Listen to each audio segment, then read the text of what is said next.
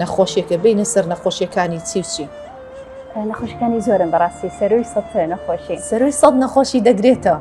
باشە بەڵام دیارترینیان ئەوانەی کە باوە لەو سەردەمە ئێستادا کامانە. هەوکردنی جونگەی ڕۆماتیزم ڕۆماتۆیدی پێڵێن یانە ڕۆماتۆید ئەرثرایتسە ئەویان لە هەمووی باوترە.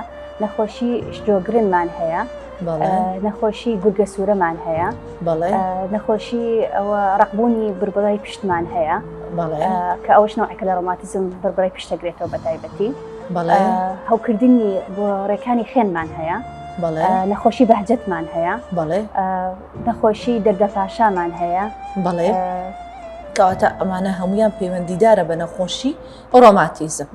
کەواتە ئەوەی کە باست کرد دەردە چی پێ دەڵێن؟ دەردەپاشا نەخۆشیەکە لە ئێستادا بەربڵاوە.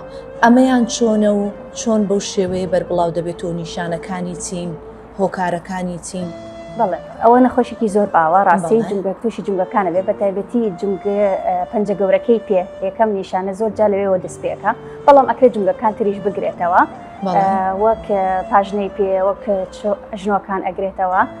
بە تایبەتیش لە پیاوانە زۆر باوە، ینی ئەم نەخۆشییان بە تایبەتی لە پیاوان باوە، بەڵام زۆری نەخۆشی ڕۆماتیزمەکان لە ئافرەتانە. باشە بینەسەرەوەی کە بە گشتی نەخۆشی ڕۆماتیزم باز لە هۆکارەکانی بکەین گرنگترین ئەو هۆکارانە چین بە تایبەت لە خانماندا کە تووشی دەبێت و دیاری دەبێت هۆکارەکانی چین کە تووشی ڕۆماتیزم دەبێت خانمان؟ هۆکاری سەرەکی نادیارە لە ڕاستیدا، بەڵام هۆکاری ترمان هەیە وەک بۆ ماوەییمان هەیە.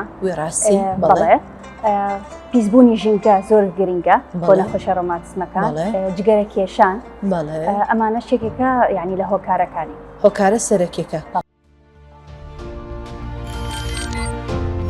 میهرەبانی، دڵسۆزی و لێزانی.